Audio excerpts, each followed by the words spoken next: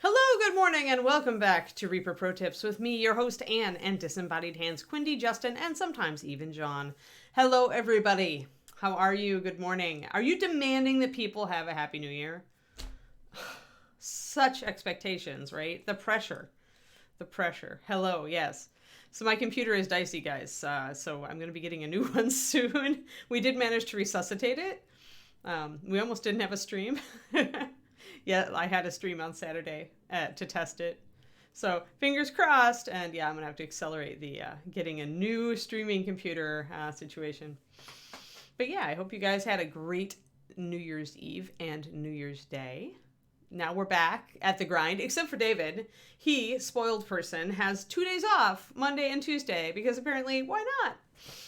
Yeah, that's why he gets the big bucks, right? He gets extra days off. Hey, Jedi Jared. Wow, 32 months. God, I feel so old. Right? Oh my gosh. Yeah, Inara, I'm with you. Like, it's time. Let's just get back to, like, having a good life. Like, let's just do it. I am looking at mine, and mine doesn't say it's dropping frames, Lieutenant Floby. Or Light Floby, I'm not sure. Or LT Floby. How about we just call you Flo? All right. Yeah, it looks pretty good. It looks pretty good to me. Okay, well, let's go down. Let's do our thing. We're back on the Golem today. It's Golem Day.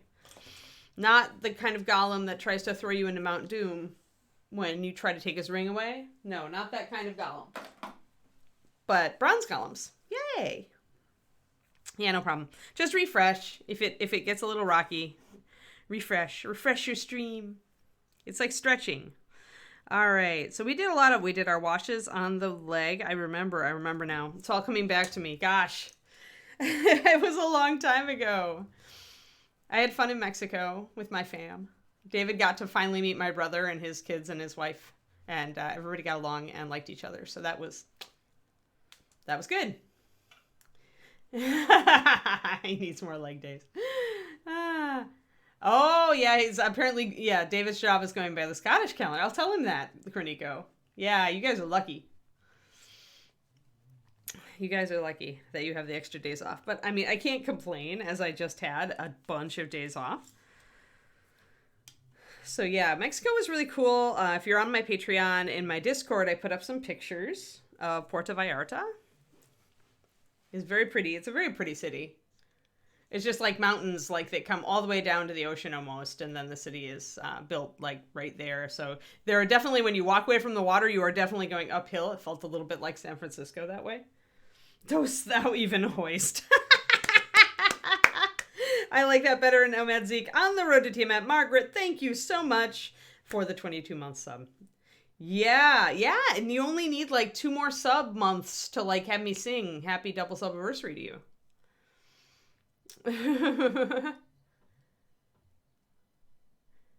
You went to see Puerto Vallarta? Jabberwock? Yeah, we had fun, and we had some excellent street food.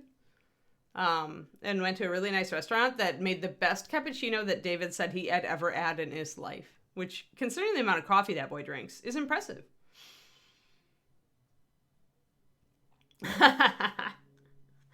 All right. You guys are great. I missed you. I missed y'all. We were working on the back, weren't we? Yeah, we were darkening everything down. Do you guys want to do verdigris today or highlights? Like, I could do either. Did I do the other side? Yeah, we got everything, all of this bronze kind of hit. So maybe we should do some verdigris buildup. What do you guys think? It makes a little more sense to do some verdigris first and to do your highlights second, but you can also do it the other way around. Like, you can apply all your highlights. You're just probably gonna, like, lose some of them to the verdigris. So,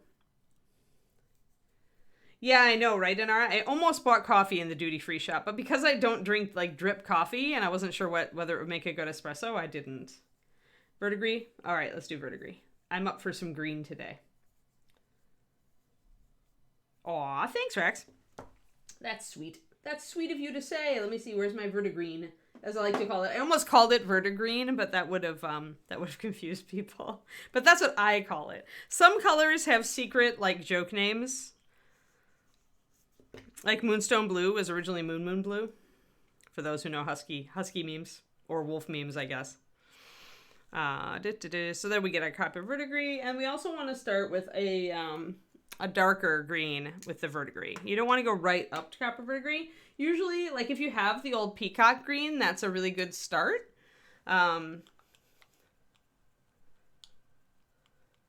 Teachable moment. Who likes those? Oh, and hey, you guys, just to let you know, Michael Proctor himself asked me to be his guest on Crow's Nest tomorrow. So I get to be on a different show. I get to be on Michael's show. He gets to throw me under the bus. But since I'm a longtime Reaper employee, this, of course, will come as nothing new. So yeah, so you guys totally should tune into Crow's Nest. I have no idea what he's going to ask me. We'll just chat. I know that's Michael's show, but we'll see what he wants to talk about. I'm interested. I'm going to see. This would be very different because I won't be painting, right? Unless he wants me to put on my paint camera. We could both paint while we talk. We could do that. Yeah, we'll do verdigris here. You have to watch the replay? Yeah.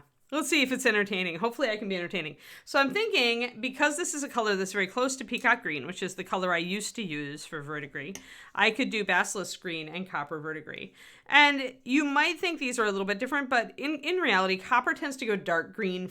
After it goes dark brown, it tends to go dark green first. If you're on my Patreon at the $10 level, I just did a Colors of Corrosion PDF, I think last month, which I really love. And I got to talk about brass and copper and rust. Oh my.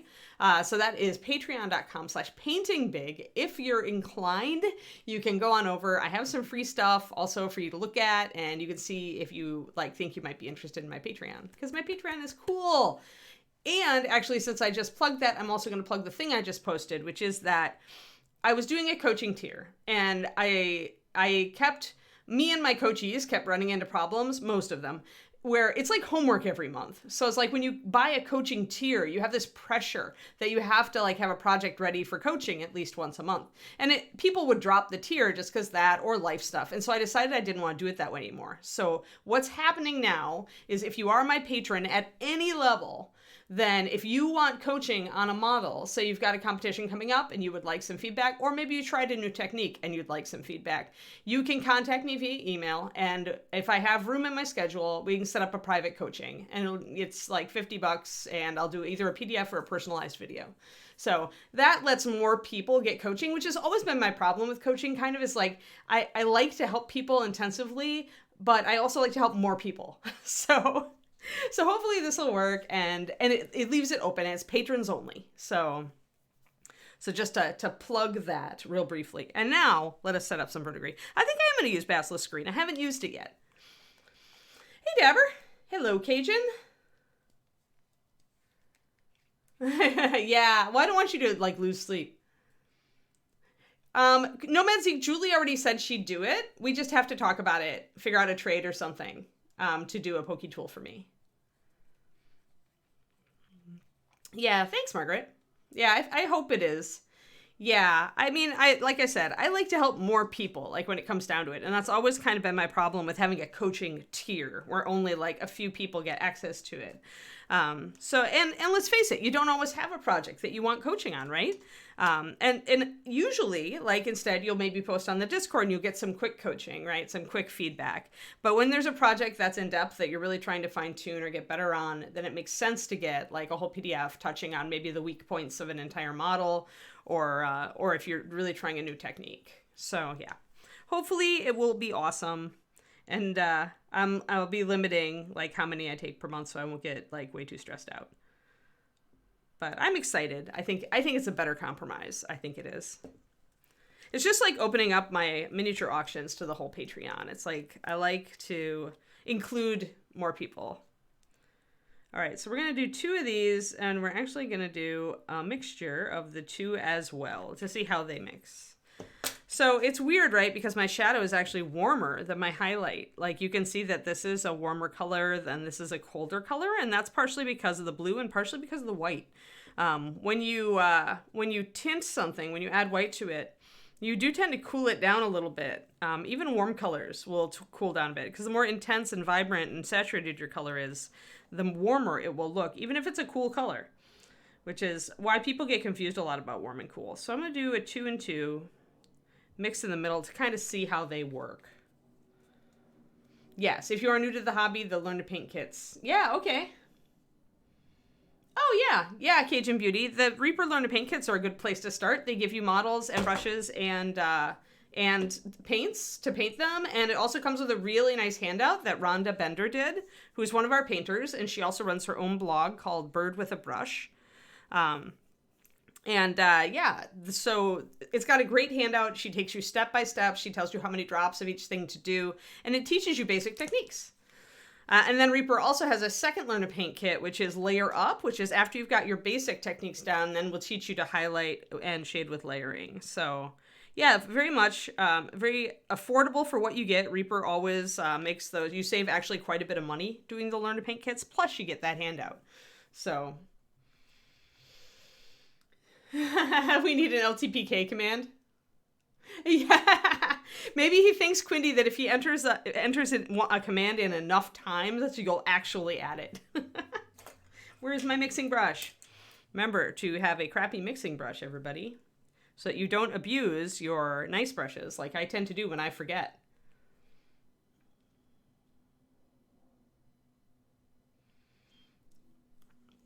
Wow, Dad. Dad left me dry in them sheets. I do not even know what to call you. It's either sheets or Dad. Probably sheets.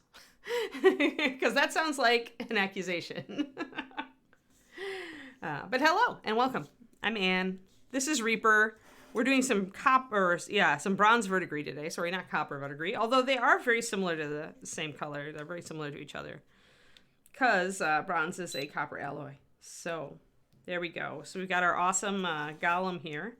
And then the colors I'm going to be doing here, I'm going to mix these up real quick. So let's see how this turns out. Is that a good verdigris color? Yeah, that's a decent verdigris color, actually. So that, and then the dark one.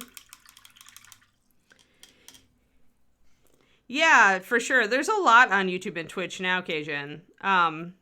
Possibly, like, too much. I feel like it's easy to get overwhelmed or easy to like get ahead of yourself, because part of painting is learning things like paint consistency, how much to thin your paint, and also brush control. So if you're only watching videos and reading, then you're not building those things.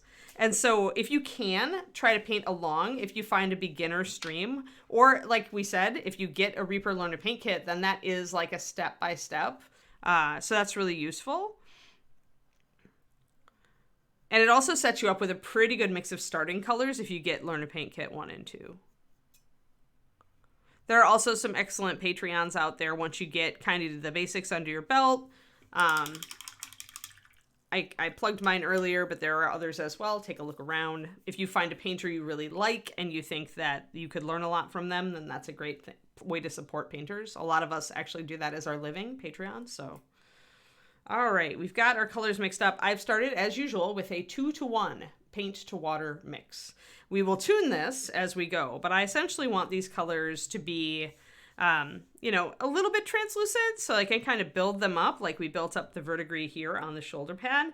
So I want it a little see-through, but then notice as I add that copper verdigris color, because it has so much white in it, it gets a lot more opaque. It's not as see-through. This is going to make it harder to build up. There we go. Learn to Paint kits. Thanks, Quindy. So Quindy just linked our Learn to Paint kits in the chat if you want to take a look at them. If you tend to learn really well by reading, then I think the Learn to Paint kits also are a little better than video, just because you can break it down. I know I have a great reading comprehension, but video, I take a little longer to grasp things. So depending on how you learn. Great. Yeah, it's just like, and it's cool if you can find somebody who interacts with you and answers your questions too, Cajun. And by the way, that's me. So if you have any question, even though I'm doing like obviously some more advanced stuff on this Golem, if you have any question, beginner question, basic question, what brush should I use question, anything like that, just ask. Because this stream isn't just about me painting, it's also about me answering every question you could think of to ask. Because if you're thinking it, somebody else out there watching this stream is going to be thinking it too. So go ahead. Oh, okay, great. Fantastic. Yeah, I am not a visual learner. I am totally Like, I have trouble with watching a thing and listening to a thing, but if I read a thing, then I'm good. I've got great reading comprehension. And it's just because I was an avid reader since I was a kid, I think. You know what? We did kind of forget to do some verdigris over here, guys. So since we've got all this blocked in now, at least over here, yeah, it looks like we were pretty blocked in. We can start actually adding the verdigris all over. I do want to add just a little bit of verdigris here in this crack because, as we mentioned earlier, verdigris tends to build up on bronze and copper where it can essentially, where fluid and oxygen intersect. So this statue, maybe his master leaves him standing outside. Like, really? Could you make room for this bronze statue inside your wizard's tower? I don't think so. So he's probably outside a lot in the rain, here and there, depending on his climate. And so if he's going to have verdigris, in these cracks is where that verdigris is going to go. So let's start out by starting with our darker color verdigris and kind of building it up. And since it's a little transparent, because it's the brighter and darker colors tend to be a little transparent. So when I added that water, it's a little see-through. And that means that we can be a little more subtle. That's what the wizard's garage is for. But yeah, so any questions, feel free to ask. That's what this stream is really all about. And in some cases, hopefully we can level you up a little bit faster, just because I can kind of explain why. Like, the thing I like to do, Cajun, is I like to explain, like, what. So, like, what brush is good for me to start with. But I also like to explain why. I created Reaper's Master Series paint line. That was my job at Reaper for 17 years. And then I left to come out here to be with my now fiance. And so now I Twitch stream for Reaper, but I still have all that, like, paint knowledge and brush knowledge and everything that I got when I was analyzing stuff and building the paint line for Reaper. So I also was their staff painter for a long time. So we start with our dark, and then we start stippling, which is a dotting motion with your brush. Don't mush your brush tip. You just want to hit it lightly. And usually I use kind of the side of the tip. I don't mash it straight down. That will hurt your tip. So if you look at it, the angle of my brush actually doesn't change between layering or stippling. So I'm not, like, doing a pinpoint. Usually these brushes have tiny enough tips that you really do not need. Hey, Chinner, Happy New Year. I have a metallic brass paint that dries with a white glaze, no matter how much I shake it. I think it's going to be dead. That sounds like a chemical reaction to me, Inara. When you've got a float like that, then something is off with the base. And if something is off with the base, it's pretty much irretrievable. I could be wrong there, but usually, especially with a metallic, like if it was a standard paint, I would say there are possible other solutions or explanations. But with a metallic paint, like with a normal paint, if you don't shake your paint a lot, it is possible for you to get a little bit of an imbalance between the matting medium and the rest of the components of the paint. And what happens then is you get a float of that matting medium, and it tends to look like powder on the surface. But when you are working with a metallic paints have no matting medium added to them. And because of that, if you are seeing a white float, something is out of solution in the base. And you would need, industrial grade shaker or not, like you would need a paint chem lab shaker to put that back in solution if it would go even back in solution. Hey, Ron. No, I did this guy in washes with, I tend not to like inks as much. I tend to like to build washes based on what paint color I'm specifically wanting to do. So yeah, there are washes on this, but it's paint, not ink. I also, with metallics, tend to go, let me zoom out a bit so you can see them. But with metallics, if you've got an area in shadow, you usually don't want it to be shiny. And so I find that regular paint works better for shading metallics because of that. Inks can be shiny and glossy depending on what you're using, whether it's an acrylic ink or a traditional artist's ink. And if you use a traditional artist's ink, like Winsor Newton's traditional artist inks or some of the Japanese fountain pen inks, those are actual dyes. And if you try to put paint over the top of those, they will bleed. So that's another reason I don't go use inks anymore. I actually had a problem with that. Big problem with that back when I was getting better as a painter. So I went away from it. Now, if you use things like De La Rowney, anything that says an acrylic ink on it, then it's really just a paint wash with usually they're using superfine pigment. And you'll get some bright colors that way. And they can be really good washes, but they tend to be a little glossier than I like. And that's why I tend to use just regular paint. Yeah, no problem. That's what I do. I explain things. I'm not just going to give you an answer. I'm actually going to tell you why. Because, you know, it might not be a factor for you. Like whatever bothers me might not bother you at all. So if I explain my reasoning, then you can make your own decision, which is always the best way, I think. So what I've done is I've taken the dark green and started with it. And I'm leaving, hopefully, a little bit of that kind of sticking out and coloring the surface. And then I'm using my middle color and kind of stippling to build up an irregular pattern. And then we're taking our last color, which I think is still actually a little bit too strong. When I apply it, I can see the dots. And so I'm going to pop another couple drops of water in it. The reason that it's too strong is that it's got a lot of white in it. White is the best coverage pigment. And so in order to get a color that has a lot of white with it to kind of layer nicely, where you can kind of, the dots are translucent and you can kind of blend them in, you have to add a lot more water. Nice, Valendar.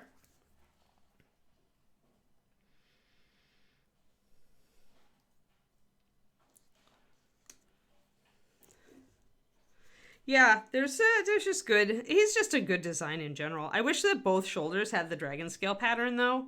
Like, I mean, I like this shoulder, and maybe I'll like it better when I get there to do the detailing. But I really love the way that this whole arm is coming out. So, all right, we've thinned our top level verdigris. And this is how verdigris forms. It starts out brown, and then it goes slightly green, starts to get kind of a pattern of dark green. And then as it builds up and cakes up, and the verdigris builds up on itself, that's when you start getting the really light areas.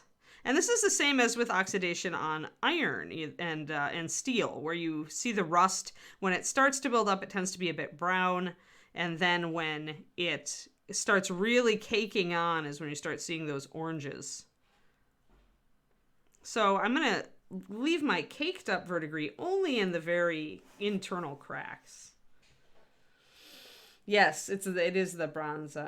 Oh yeah, it's the bronze golem from, as they say there, as Valendar just said, Ron, it's a Greek Odyssey expansion. Our Kickstarter that we did, I decided this was the one thing on the Kickstarter that I bought, other than the kid adventurers, who are adorable. And so I thought that I would let people choose which one we painted from it. So yeah, it is not quite available yet, but it will be available eventually from Reaper. But the Greek Odyssey, I think, has some of the best Bones 5 models. That's just me, though. There were a lot of really interesting stuff, things in Bones 5. All right, so essentially I'm going a little bit back and forth. If I feel like my verdigris has gotten too light, I will take my original dark green, which again is Basilisk Green from, I think, the Adventurer's Fast palette, the Adventure colors. Been using a lot more of those lately. It's a pretty good fast palette, actually. And then I'm going to bring out, remember that sometimes you'll just have, all it takes is a tiny bit of imperfection in the metal to have verdigris or rust start to build in it. And at this scale, those areas could be anywhere. So it is totally fair game for you to choose to just put some speckles of darker green onto anywhere that you want.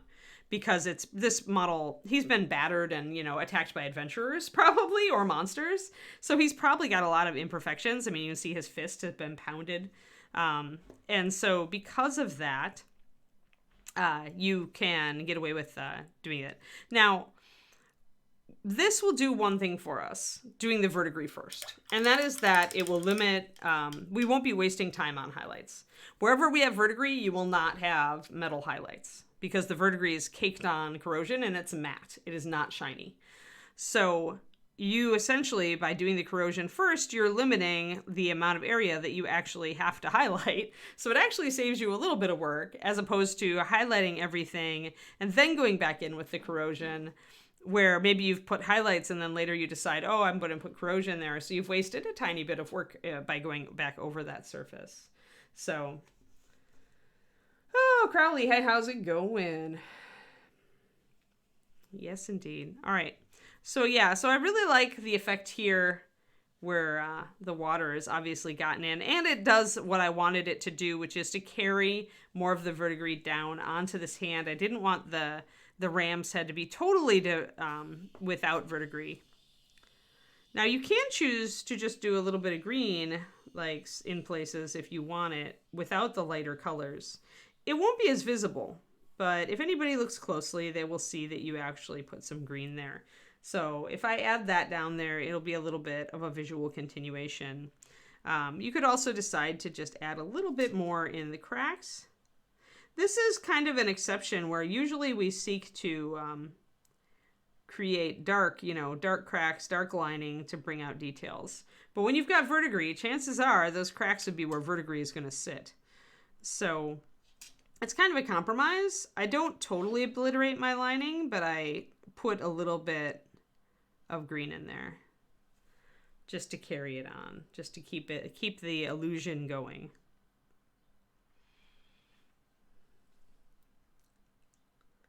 Yeah, sure, Matt. This is kind of how I roll all my streams. I try to tell you guys why I'm doing what I'm doing. And if I ever forget to, then ask. And I check the chat very conscientiously. Habitually, one might say. So again, down here on the underside here, water would probably pool. You can see there's a little divot here right above the ram's forehead. So I'm going to bring in my dark green. You can use a lot of dark greens for this. I talk about it in that PDF I mentioned earlier from my Patreon. But yeah, there's a lot of different greens you can use for verdigris. Usually I recommend people look up photo references. Whenever you're trying to like duplicate something that occurs in the natural world, it always pays to do a Google image search and find out what it actually looks like, because it'll let you create something that looks a lot more real. Because all of us, like, we have an idea in our mind what this looks like, but when it comes down to it, we may not actually have as good an idea as we think. And so I'm going to put a little bit. Here I'm going to make an art decision rather than a reality decision. Technically, probably this entire pit should be flooded with the very light color, but I still want a little bit of lining, and I know that this is going to be in shadow. So instead, I'm going to concentrate my light verdigris on the top of these little, kind of the top of the ram's head, so that I can suggest that the water is pooled here, but I'm not going to fully darken, I'm not going to fully lighten this area because I still want a shadow. And this is really the decision-making process when you're a good painter, or even when you're just, a painter who is like conscious kind of your shadows and highlights, is often you will make a call like this that is not strictly realistic, but that looks good. Stylistic, as I call it. And all of mini painting, especially at 28mm, is a war between realism and stylism. And which way you go toward one end or the other is part of what defines your style as a painter. So people who are doing like comic book style painting, painting that looks like cell shading or with really popped highlights and shadows, are going more in the realm of stylism. Luca paints like this. It's very showy, but it's not necessarily realistic, although it can be. It depends on the lighting of the situation that the miniature is in, what you're depicting. Stylism can be an excellent choice and a very realistic choice on science fiction models, where you have a lot of extremely shiny surfaces, which can definitely be pop highlighted and shaded and still look natural. So I'm going to give just a little bit of the dark green here. This is where the head starts getting scraped up, so definitely the verdigris would be scraped off there.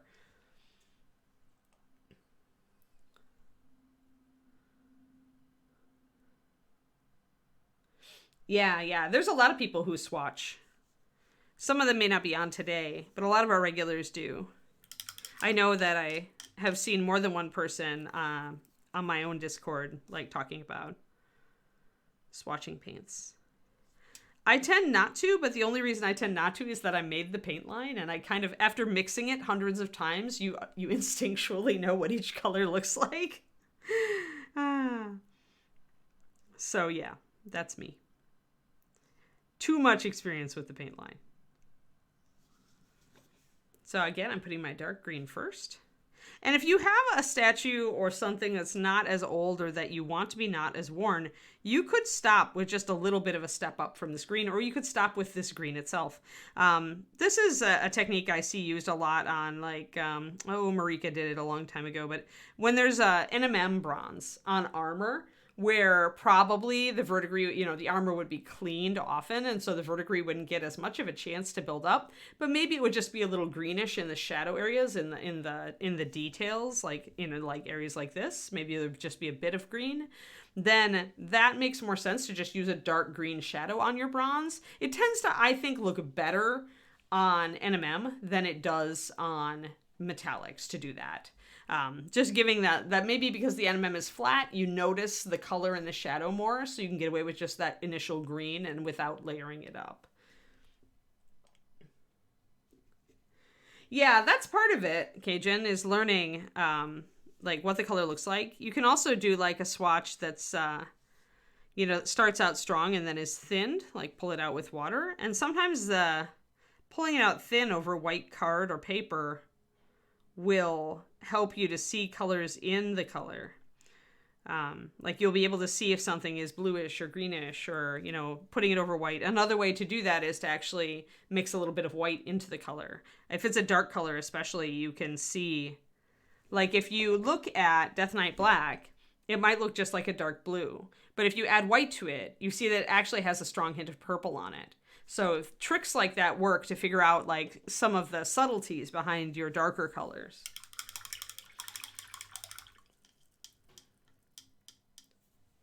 Reaper has, obviously our monsters are bigger, but we only have a limited number of like 54 or 72 millimeter models, Matt. I think it's Matt who just asked that question. Sorry, the chat ran away. Oh yeah, there you go. Ron, it was Ron who did. Yeah, we only have a few, and that's because Reaper started out as very much a company that produced miniatures that could be used for RPGs. So we only have gotten into the art side a little bit over the years. We have a few larger models.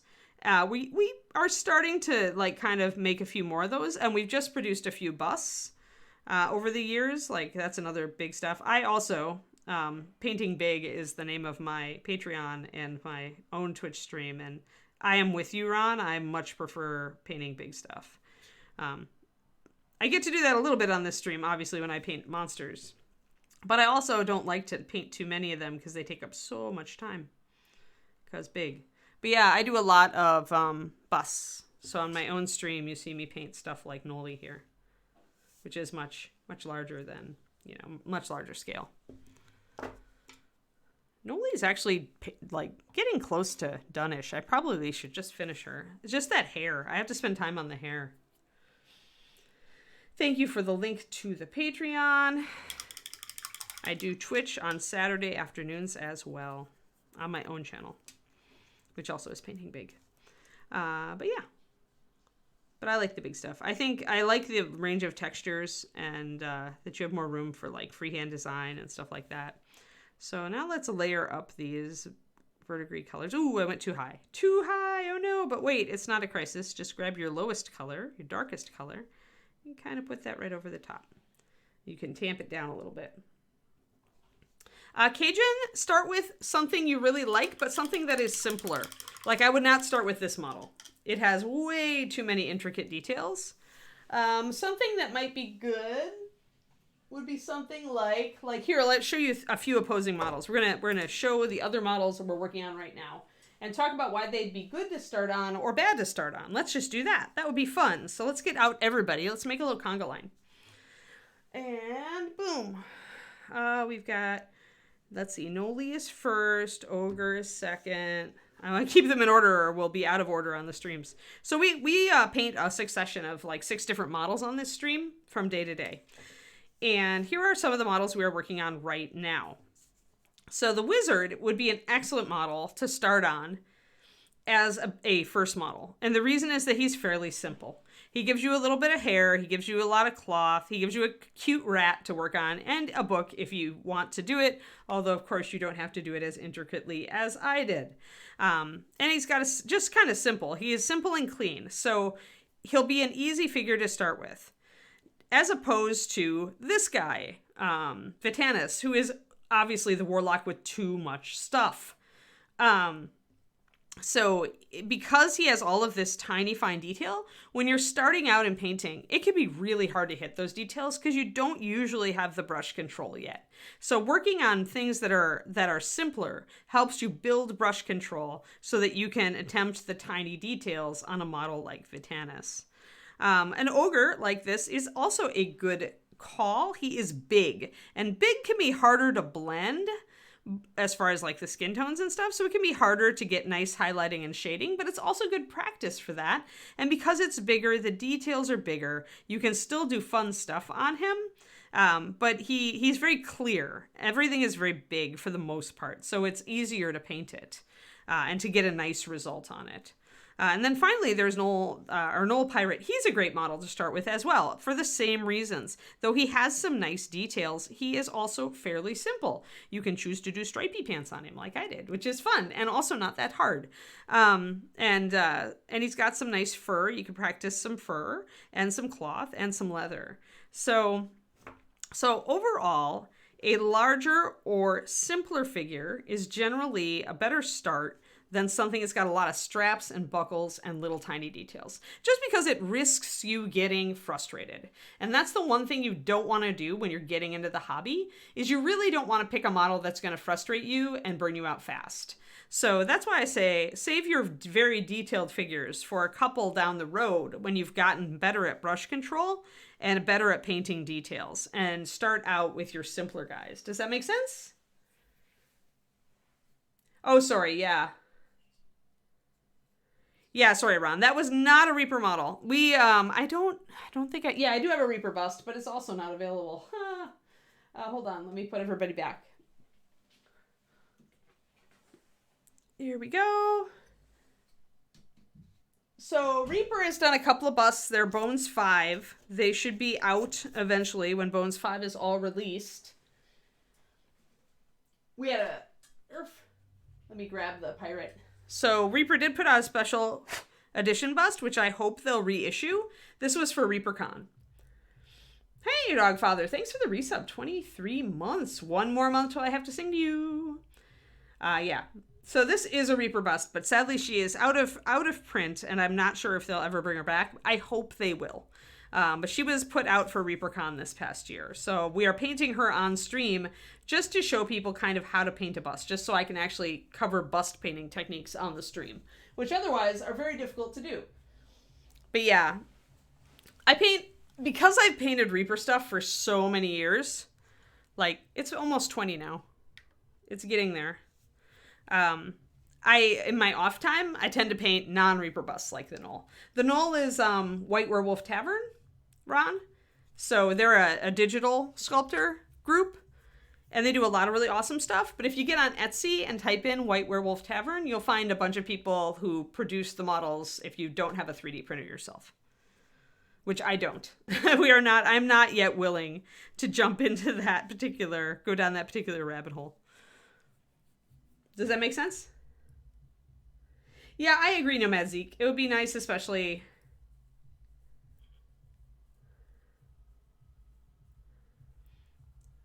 New Year resolution is to paint 300 minis.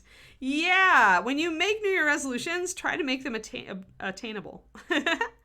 Start with, like, how many did you paint last year? No time for bull. Like, how many minis did you paint last year? It's not too late. You can revise your New Year's resolution if it's in the first few days. I've decided that this is a rule.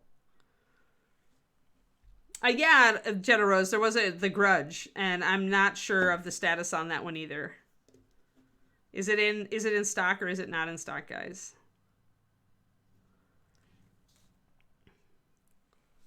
Oh, OP? Yeah. Yeah, we sold through a couple of runs of The Grudge, but then it was discontinued. That's what I thought. Just needed to check. I'm not, because I'm no longer at Reaper HQ every day, it's harder for me to know, like, the status on this stuff. I have to ask Quindy, she who knows all, keeper of the great knowledges. Or John, who will pop in if Quindy doesn't have an idea. Oh, Matt, that's so hard. Good luck. I failed on that one last year. But yeah, when you're setting painting goals, actually, I think Rhonda might talk about this too, but set something that is attainable. Part of you might feel like a more ambitious goal is the way to go, but in reality, you're going to feel a lot cooler if you set a decent goal and finish it than if you set a really awesome big goal and fail it. That's what I found with my own resolutions over the years. So do keep that in mind, and like look at how many models you painted the year before, like and kind of, you know, assess. All right, so I painted 20 models last year. So this year a good goal would maybe be 40 or maybe 35, you know. It would still mean you painted a crap ton of models.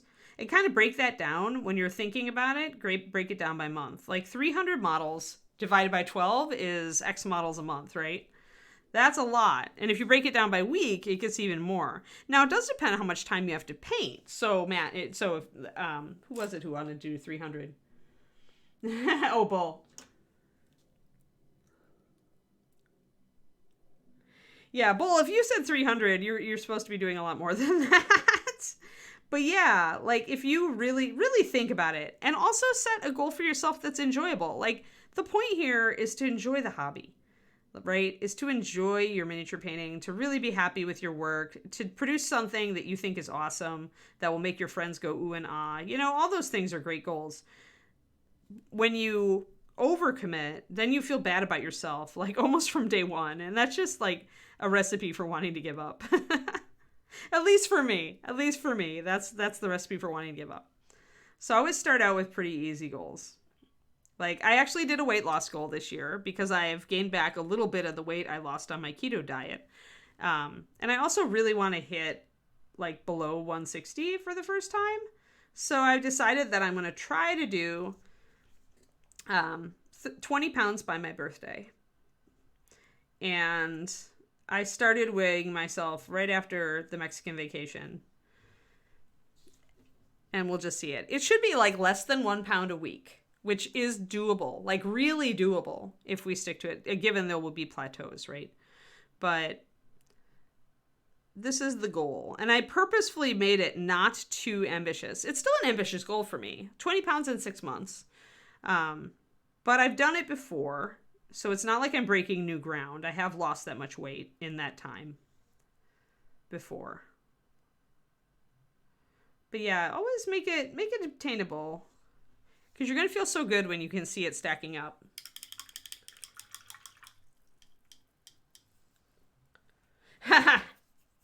My birthday's later in June. So essentially I'm giving myself almost a full 6 months. Hey, Twisted Oma. Yeah, I hope you had a good holiday too.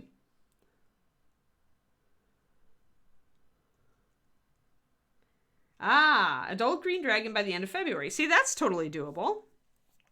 So you should chunk that goal down. Figure out how much of the dragon you need to paint like each week.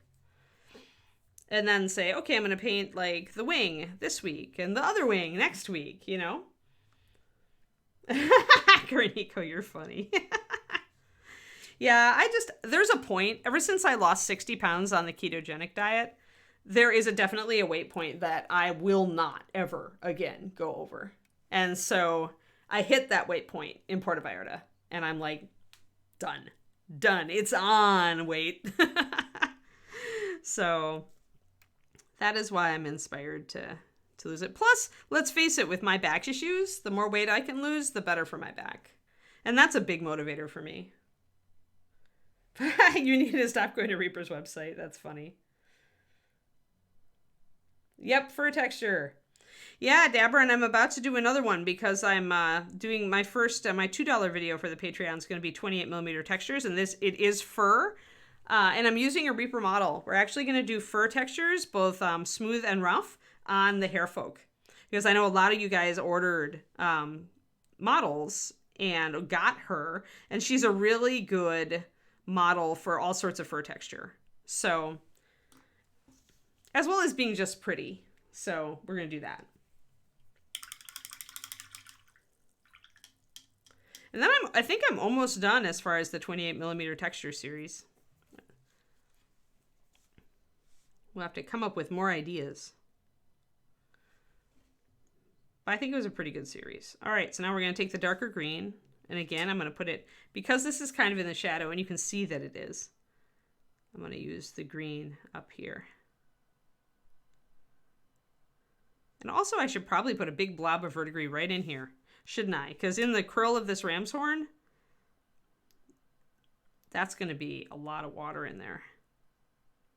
And that means the verdigris will have picked up. So I'm going to put the dark green in there toward the bottom because that's where water would pool.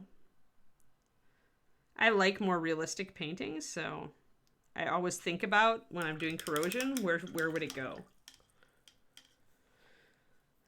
Ah.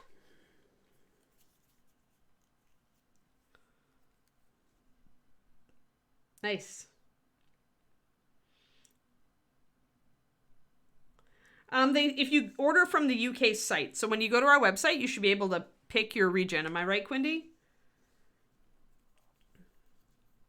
All right, and when you get bones, now there are differing opinions on this, Ron, differing opinions, but I'll tell you what I do. Whenever I get bones, so it can be regular bones or bones black or bones USA, like this little girl, the bunny, I just wash them. I wash them with hot water and a bit of dish soap and thoroughly rinse them, and I let them dry overnight, and I do not need to prime them. Not at all. The paint sticks great. You can see this is bones material. And I'm just painting right over it. Like, it works just fine. That's kind of the cool thing about bones.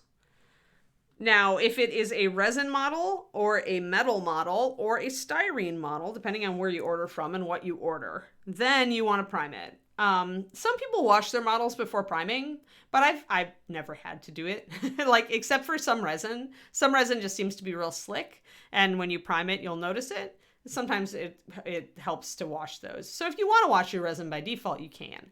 I usually find that metal, though some people will wash it, I've never needed to. So yeah, if you're using a brush-on primer, oh, sorry, Quindy, I forgot what the heck. I lost it. I don't know. I'm not sure. I don't know what my question was because I'm already past it. Oh yeah, when you go to the website, Quindy, can you just click on your country to make sure you're ordering from the UK site, or will it auto detect? I wasn't sure.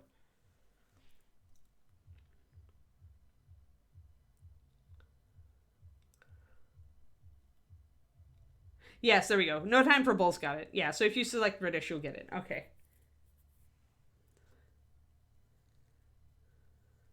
Okay, good idea. Oh, thanks guys. Thanks for helping. Yeah, I haven't ordered, obviously, from the UK site, so... Okay, click on the flag top left. Yeah, Inara has an excellent point. If you've handled the model a lot, like if you've taken it out of its packaging and looked at it and cleaned it and done all this stuff, and maybe if you have really greasy... I have really dry hands, so I don't typically have a problem with it, but if you have a lot of oils on your hands naturally, washing it will get rid of those, and that'll help. So that is certainly a thing.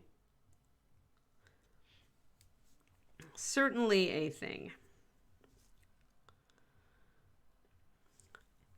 But yeah, that's why we got our UK distribution center, is to make it easier on you guys.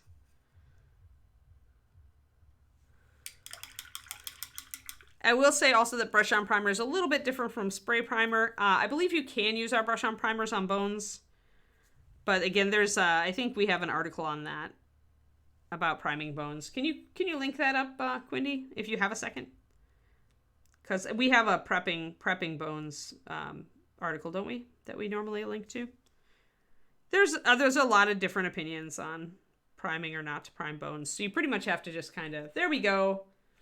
There we go. Quindy's got it for you, Ron. So if you click on that link, it'll take you to our forum, which does have some great info on this kind of thing. And they're right. The first coat is the difference. After that, every model paints the same. So I'm pretty much layering up my verdigris just to pick up a little bit there inside the ram's horn. Decided I still want to have the shadow up top, but I want the pooling water effect down below. We'll pop over here to the other side and we'll get this going on. We also could put a little more verdigris over here. So as you can see, doing verdigris is pretty time consuming. It's pretty much freehand. It's kind of randomized freehand that you're putting over the model. So you are concentrating on detailing. You could slapdash it, but then it's not going to look as good. And the reason that it takes a long time is that you have to be thinking about where would it actually be and how would it cake up. So it helps if you look at a lot of examples, or if you just kind of keep in mind, okay, water flows with gravity. And so it's going to flow down, it's going to pool in lower areas and crevices. And that's where my verdigris should go. And so then you paint it and you're thinking about that as you paint.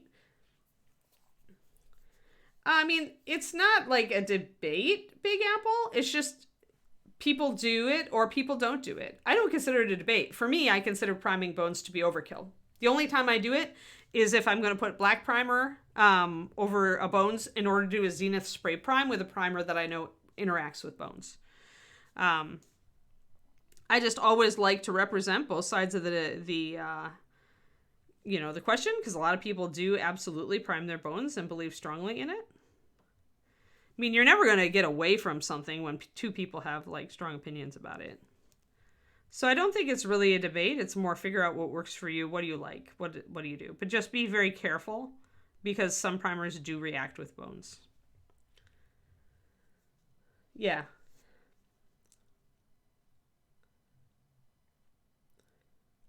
Yeah, exactly. Yeah, the liner colors, which are things like brown liner.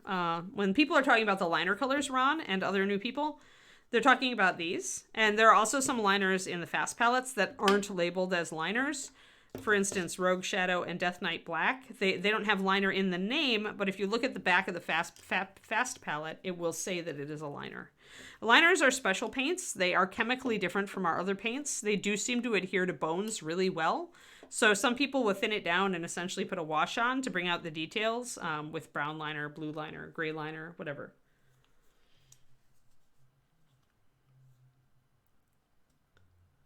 Interesting.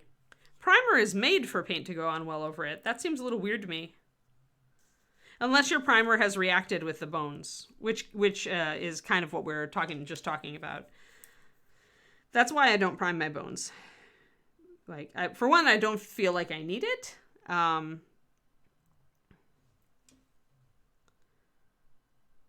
Because if I can paint onto the bones without problems, then I'm just going to go for it.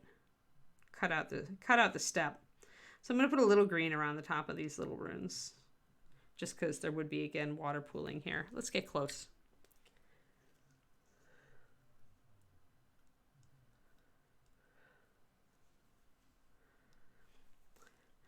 Yeah, that if paint doesn't go on well over primer on a bones model, I would hazard to say that there has been a reaction with the primer, and that it was probably not a primer that works on bones. Bones definitely does have issues with some primers.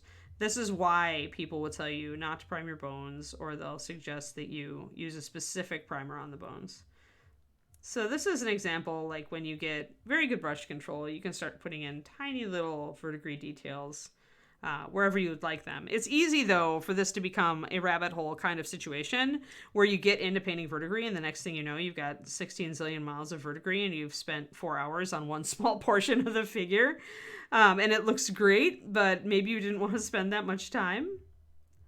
So do kind of, question yourself as you're going, like, how much do I really want to throw a bunch of verdigris on this figure? How much verdigris is too much verdigris? The age-old question. Ah, thank you, Dark. Yeah, I knew there was a third one. I just didn't have it out in front of me. Most of the top three are the ones to experiment with first, Ron.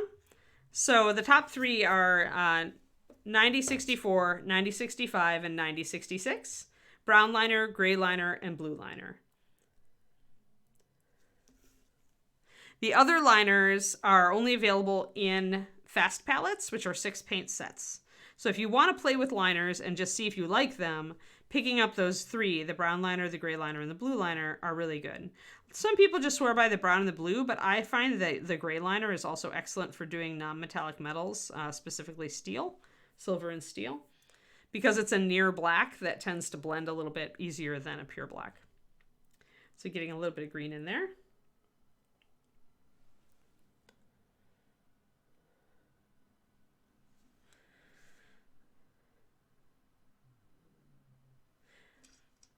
And then just a little bit of my lightest verdigris right at the bottom. So you're kind of layering with stippling for verdigris. Just because you're building it up just like it would actually build up in nature. You're building it up in layers. Well, you know, maybe the wizard likes the look of the verdigris. The library that I used to go to write at in Denton actually had some really awesome patina on its bronze. It had bronze door pulls, door handles. It had a fantastic patina on them, and there was a tiny bit of verdigris because they would essentially get rained on every once in a while. And they kept them, like, it wasn't caked on or anything, but there was definitely a beautiful, like, multicolored patina on them. I don't think it's a lack of care. And then there's, you know, the plaques that I show you guys from time to time, the bronze plaques I took pictures of from the Japanese garden in San Francisco, where the verdigris has been left just because it's beautiful. Why would you get rid of it? Now, sometimes verdigris can streak also. I'm mostly building it up here, but you can also do streaks of it, especially because water's going to drip down the face of the thing, and you can suggest that on areas where it's suitable, like there. Like that. Kind of suggesting that the verdigris is coming down, dripping down from the place up here and carrying down below. And these little tiny details, like anybody's really going to notice a lot of it, but, you know, people will notice it if they pick it up and look at it close. They'll be really impressed with you, so. It's all how much time you want to spend. We could spend a very long time on this model, as you can see, just doing verdigris.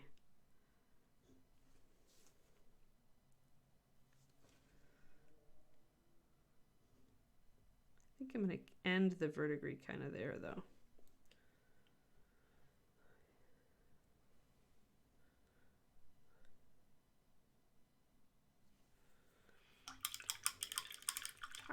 I think the wizard just likes the look of it. If I were a wizard and I had a bronze golem, I would absolutely allow some verdigris to build up on my bronze golem as long as the golem was still functional. Just because it's pretty.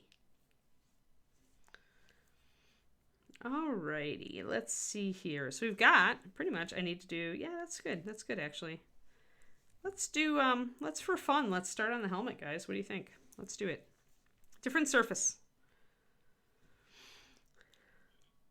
And here, we've definitely got some interior areas and some outer areas. So the interior areas are going to be more likely to build up, and the top here, going to be more likely to build up verdigris. So all around there.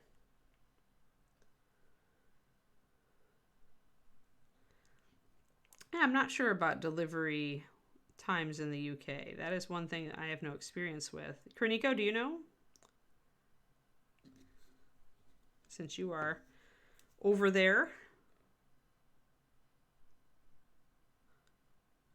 Man, there's all sorts of just tiny details in this that are just like, that I never noticed till I had to get close and do verdigris on them.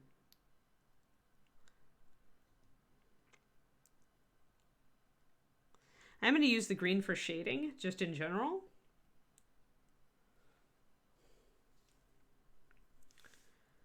I can always come back with my metallics to bring it back up, remember? It's going to be very easy, especially since this is such a dark color.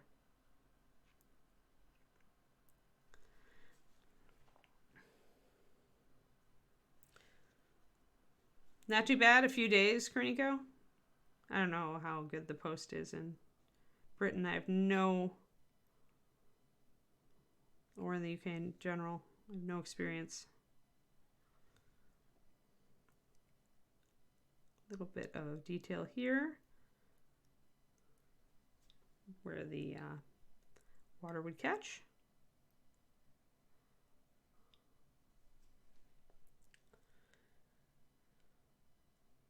Yeah, our UK warehouse is very small, so that's a good tip. Don't wait till late in the week. It'll get pushed till Monday. So order earlier in the week, which today totally counts as. I'm not sure, Pendrake. Kit's in charge over there, so. And then we're going to do a little bit of shading down here underneath.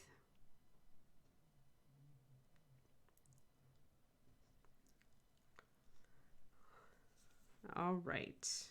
And a little bit of green shading toward the underside of the helm back here.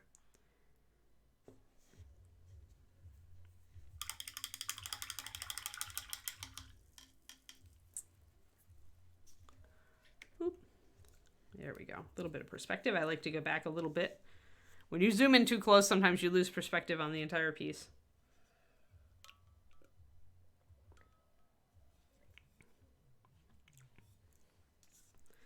Alrighty, let's build up our verdigris. Now we don't want to build up uniformly. This is why we're using stippling. We want to be a little bit irregular, kind of like we did here, where I concentrated more of it down here and less on top. And I had a lot of area that I could play with it here, so I chose to go kind of whole hog. And here I think I want to build it up in some of these areas, but leave it a little lighter in others. But between these little leaflets is certainly a place it would build up.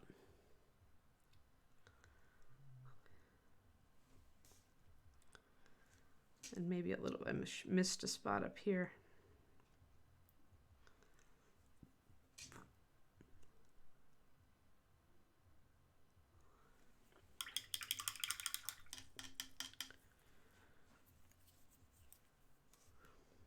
All right.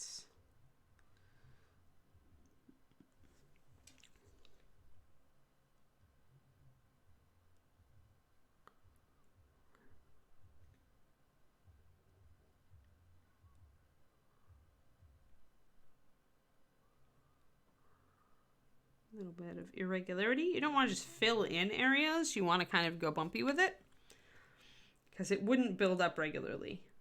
It has little bits. You can see how I'm using a little dotted pattern. And this is where building brush control is a good idea. Whenever you're trying to do fine stuff like this, as you paint, you will naturally build brush control.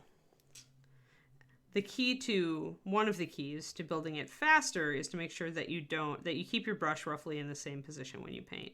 Don't be going all over the place with your brush and trying to do all sorts of things. Just keep it at one angle. Generally. I vary within a 90-degree arc. So if I'm painting, I might paint like this or like this. But usually I'm in this, not even a 90-degree arc. On occasion, I can do a straight down stroke here, but most of the time I'm within one arc.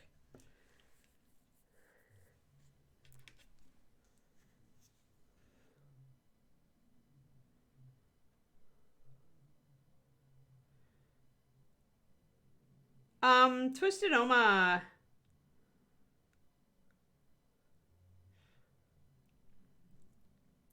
Yeah, it depends. Like, you could try posting a swatch on the forum, too. Is it a metallic or a regular paint?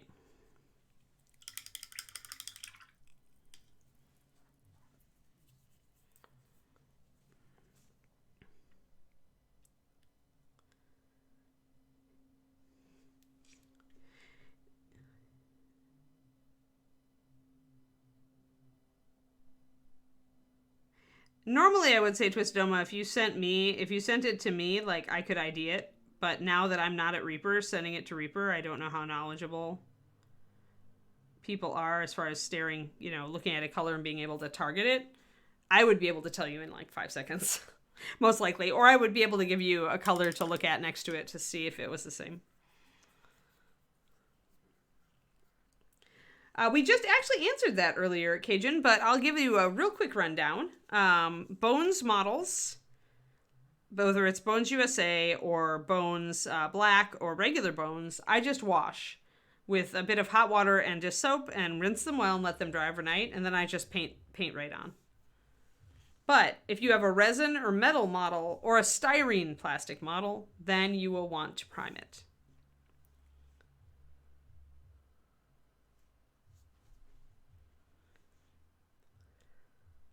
Little brighter than a dark mustard color. Is it, what color is the cap, Twisted Oma?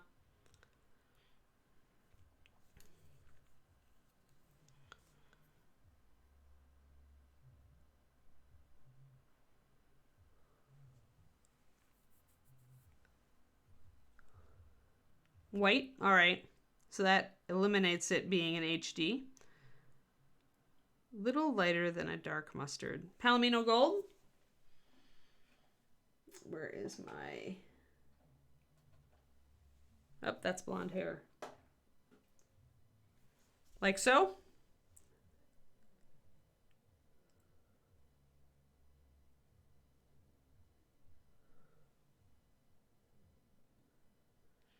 Yeah, Crows. There's some amazing models out there now for 40K.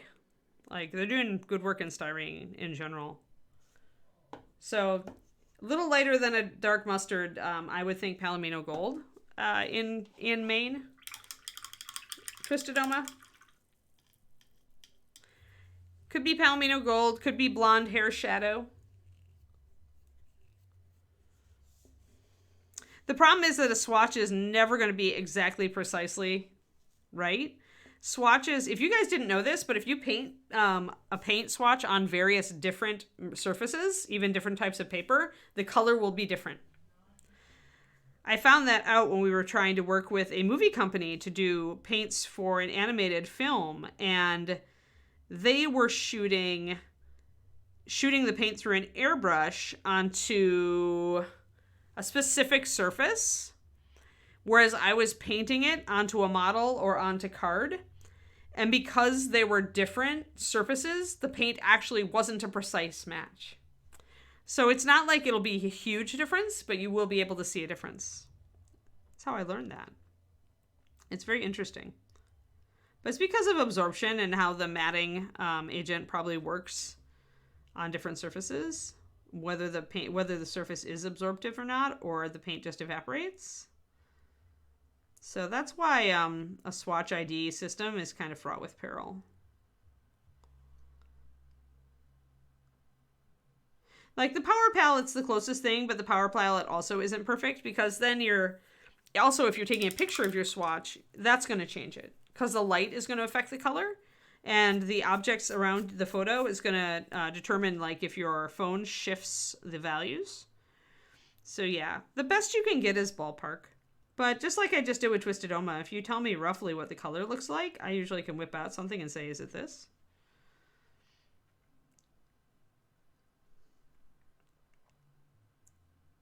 But I mean, the best answer in all this, guys, okay? The best answer is a dark mustard color is a dark mustard color. And dark mustard colors, all of them, have certain uses. So, like, it isn't really important to know the exact number unless you're trying to save yourself money that you don't want to re-buy a paint. But these days, it's like, I could use any of a number of dark mustard colors, and they would all work for given applications. Any of them would work. So remember not to overthink it sometimes. This is why I usually say you can use X, or you could use Y, or you could use Z, right? I don't give you just one color to paint with. Like, we used Basilisk Green for this, but you could also use Peacock Green. You could also use Ancient Oak. You could also use Jungle Moss. And you may not get exactly the same results, but you'll get perfectly fine results.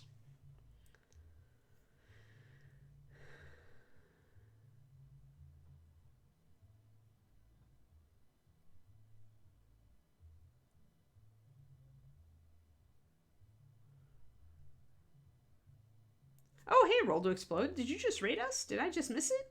Hello. Thank you for rating us. The chat is moving today. Oh, your rating was 6. Thank you. Thank you so much.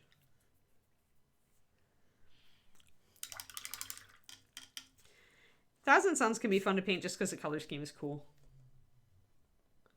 Yeah, there are a lot of variants, but when it comes down to it, and Rhonda has talked about this also, don't overthink it. A cool red is a cool red is a cool red. A warm red is a warm red is a warm red. No matter which one you use, will it change things a little bit? Yeah. Will you have to adjust your other colors to make sure they look good with it? Yeah. But in general, like an ochre, i.e. a dark mustard, is an ochre, and you can use them pretty interchangeably. Now, when you start mixing them, if you mix something other than a white into it, that's when you run into pigment like interactions. That's when, if it's not a pure ochre or a pure mustard color, or if it has a little more yellow in it, or if it has X or Y, that's when you're going to run into things where it shifts a little unpredictably, and that's where you can get into trouble. But in general, if a color is in a certain class, it can be used like any other color in that like area of the color wheel.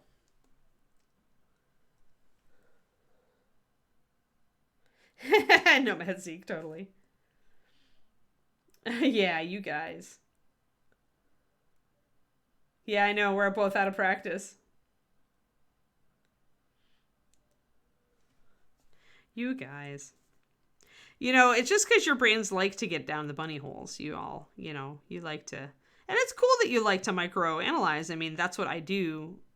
And it helps also, if you ever teach this hobby, microanalyzation and the ability to overthink, I hate to say that, but it's true, can help you. Because you'll better be able to dissect and understand what you do and why. And that makes you a better teacher for people who are just starting out in the hobby. Because as I do on here, you'll be able to explain not just what, but why. And how. This is fun. I'm liking this. This is good. I think I want a little bit more along this area. But yeah, when you're deciding like which dark mustard or which green to use for your verdigris, probably the biggest impacting decision, the thing that should impact that decision the most is actually the qualities of the other colors you're using on that model. So here we're using pretty vibrant colors in areas. And so I wanted to use a pretty vibrant green to start with. Also a green that kind of went with the purple I was using. So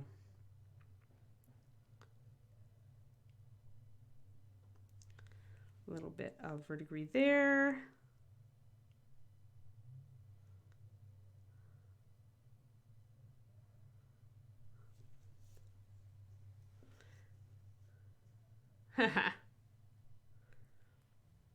Mustard doesn't go well with ketchup. I can't have ketchup anymore. Mustard and mayo are a good combo, though. I'll give that. I'm a mayonnaise fan. I will admit it. Which makes me want to... I shouldn't have even brought that up. Now I want spicy mayo. Spicy mayo is so tasty. This is the problem with being on restricted calories, is you have to be careful what you think of, or you'll be like, ooh, I could go for some spicy mayo and sashimi right now.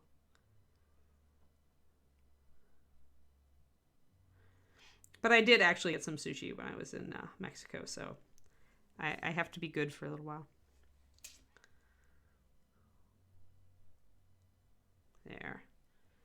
There we go. That's looking, I think, pretty good. Now, though, we have to consider that here on the bill of here, this is all going to be very verdigris. The water is really going to catch here, and the crest is probably going to be dripping onto it. So we're going to have a very heavy green in this whole area, even on top of the detailing. Nice. You're not over-caffeinated until you can smell the color 9.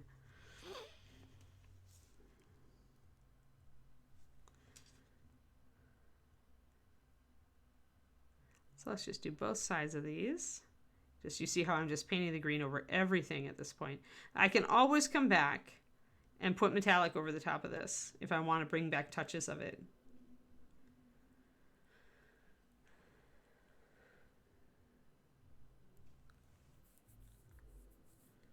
What did Cajun Beauty say that made you go ew? I missed it.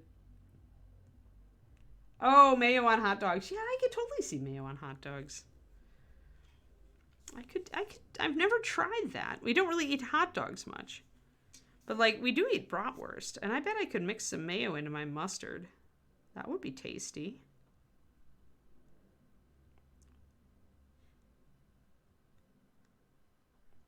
I relearned to love mayonnaise when I was on the low carb or the ketogenic diet.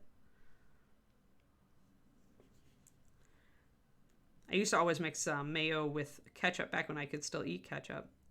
Mayo and ketchup were my favorite sauce for fries. All right, so we've got that all figured out. Now we need to add a little bit more verdigris of lighter tones to it and really cake it up here on the brim. Sriracha and ranch. That sounds like ketchup and mayo, only a variant, D. Clearman. Finally, someone who gets you. Yes. I am a fan of mayonnaise in general and combo mayonnaise. I can whip up a spicy mayo sauce just like off the cuff. Although I don't use sriracha for it these days. I discovered there's a garlic chili paste that the people who do sriracha, they make. And I like the garlic chili paste a little bit better than sriracha itself. So I've been using that to make my spicy mayo. I also use it for Thai cooking. When I do like coconut lime mahi and I'm making a kind of a coconut lime curry spicy sauce, the chili paste works really well. All right, so we're building up this, and we're covering over almost all the bronze, almost all of it. Maybe leave touches of it. Oh, avocado bayo. Yeah. That's what I get. I get Sir Kensington's avocado oil mayonnaise, Julia. Because avocado oil is supposed to be one of the healthiest oils. So that's why I use it. But it's also super tasty. I do regret, speaking of mayonnaise, I was going to make deviled eggs for David's folks when they were here over the holidays. But we had so much other food to make, I didn't get to it. So I missed out on deviled eggs. I'm sad. I could just make them, but if I make them, David and I will eat them. Yeah, the garlic chili paste is fantastic. And the green sriracha was a little bit, like, sweet for me. But I normally love verde stuff. Like, we have salsa verde. Since I can't have tomatoes, but I can still have tomatillos. So at least I can have fresh salsa, which for a while I thought I would never be able to have fresh salsa again, which made me sad when we discovered tomatoes were bad.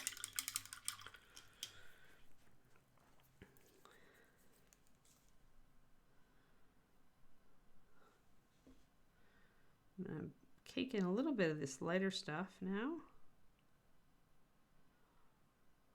I'm going to cake it pretty heavily around the brim here.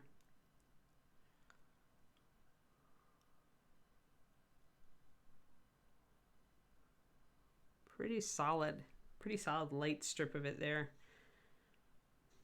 Yeah.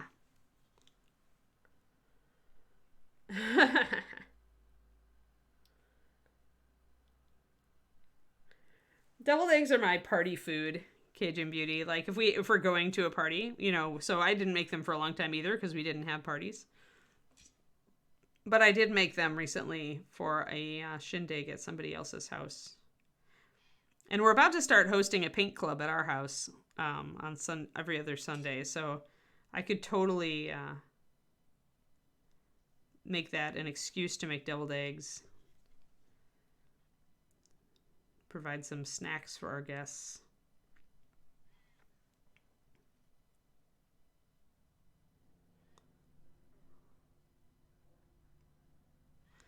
Alrighty. I think that's looking pretty good. I need a little bit more back here.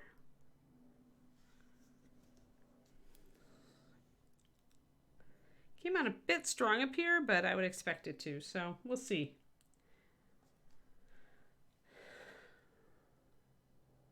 Talk about puppies. Puppies! I can't really talk about puppies right now because I don't have one yet. Though our Shiloh Shepherd Club put out 2 calendars this year. Usually we do a calendar contest. And we actually had to put out 2 calendars this year because we got so many awesome photos that people submitted. We do it on our dog club. If you're in our dog club, you get to submit photos, and then you get to vote on the photos, and then the best photos get turned into our annual calendar, which is our fundraiser for the year. So that was fun. We got some... I ordered both calendars because I can always use more reminder space to remind me to do things on a day. There we go. There we are. There were new Kiri great grandpuppies just born too. They are still little Shiloh beans, like they're just little sausages. You know, they're baby puppies. I think they're about a week old now.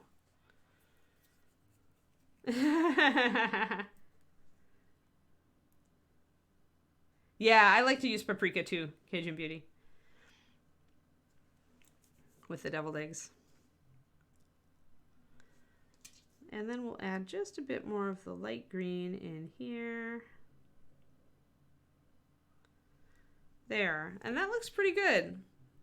So you're being consistent. So every time you've got an area where the verdigris can pool, like here and here, if you do those the same way, it helps sell the illusion of the verdigris, that people can see that and understand what's happening. Yeah, the fur sausages. Let me see. Wait. Okay, we've got... Yeah, it's time. I can look real quick. Let's see here. Let's search, and if I can get a picture up quick. So this is Kiri's grandson, Atticus, and that's Raina. They're the parents, and oh, I see some cute pictures. Let's see here. Oh, they're getting to be almost bigger than Shiloh beans. They're getting little faces now. There are 3. So yeah, those are Kiri's great grandpuppies, the new ones, the new batch. That's nice, Kerniko.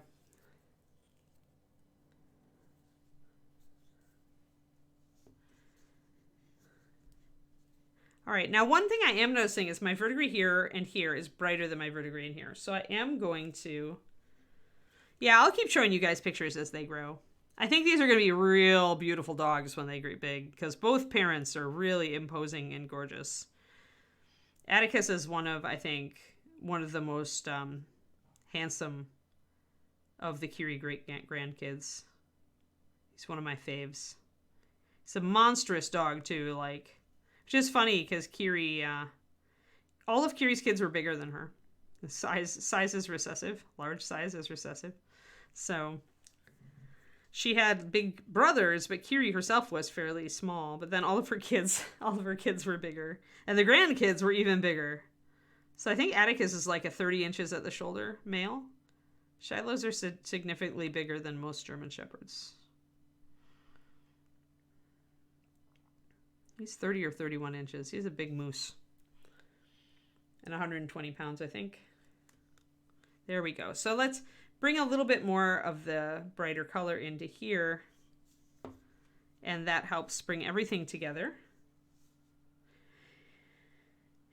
Yeah, I want a short-haired dog, but I also really would like an outcross, because our breed is not AKC, and so we breed to other breeds, and then we cross back to Shilohs to bring in fresh genetics, but to regain the look of our dogs and the temperament.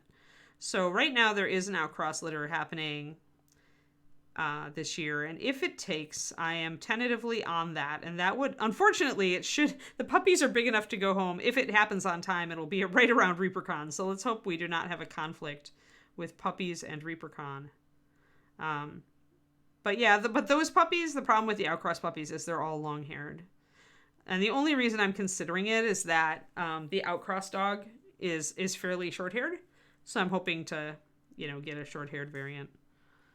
Shiloh plush coat Shilohs should not look like collies anyway. The plush coat's supposed to be shorter.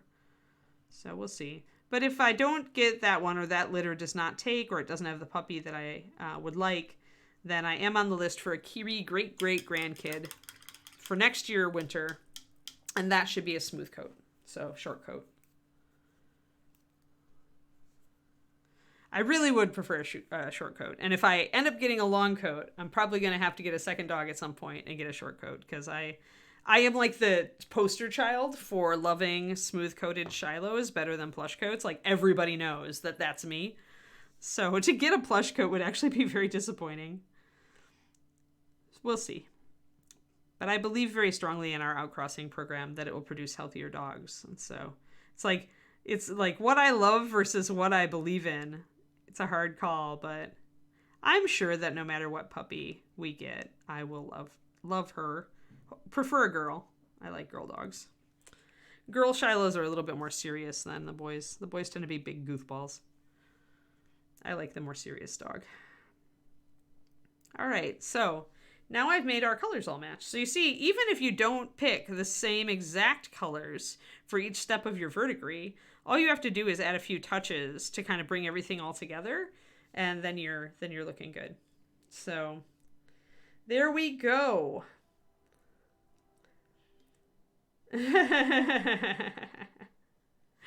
Yeah, I should get the puppy right before ReaperCon and just, like bring it to ReaperCon and have you guys just pet it all day. Poor puppy's gonna be so tired. Puppy sitters. ReaperCon puppy sitters, huh? I don't even know if the hotel allows dogs. I'd have to check. But anyway, so there we go, guys. What did we do today? We got a lot of verdigris done is what we got. And we also equalized the colors of our verdigris. We answered a lot of questions about priming bones, whether to do so, and priming figures in general, and prep. And yeah, we're moving right along. I had hoped to get some work done on this back part, but we can save that for next time. Now that we've got this front part really coming together, I do like it. I like how it looks right now. So that's pretty cool, and it'll be even cooler once we get the verdigris done over here and a little bit done down here. So we are moving right along. Thank you, everybody, for tuning in on our day back. Tomorrow, we will be finishing, most likely, the Pirate Knoll. I need to do the steel. So since we did the brass with the fixtures, then we're going to do steel, and we'll do steel on the buckles as well, much smaller. So we're going to be doing a true metallic steel with shading, highlighting, and probably even some weathering, because this guy probably, would have a little bit of rust on his blades. So that'll be fun. Yes, and it's Rhonda Stream Day. You all want to come back and see Rhonda's stream at 2 p.m. Central. Thank you, everybody, and I hope you have a fantastic day, and I'll see you again tomorrow. Bye-bye.